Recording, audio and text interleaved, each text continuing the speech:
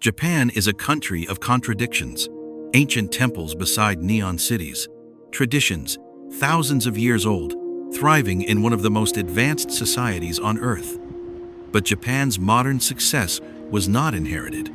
It was rebuilt from destruction. This is the story of how Japan fell, burned, and rose again. Japan's early society was shaped by isolation. Shinto beliefs connected people deeply to nature, while later Buddhist influence shaped discipline and order. Samurai culture forged a nation built on honor, loyalty, and hierarchy. For centuries, Japan closed itself off. Then, in 1853, American ships arrived, forcing Japan to open its borders. This moment shattered isolation and ignited transformation. World War II pushed Japan into catastrophe. Cities were flattened, lives erased.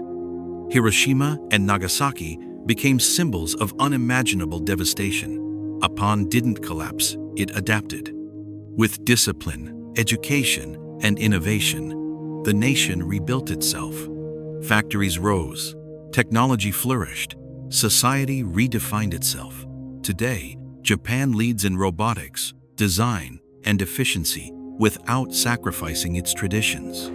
Temples still stand, rituals continue, respect remains central. Japan proves that history doesn't define destiny. What matters is how a people respond when everything is taken away.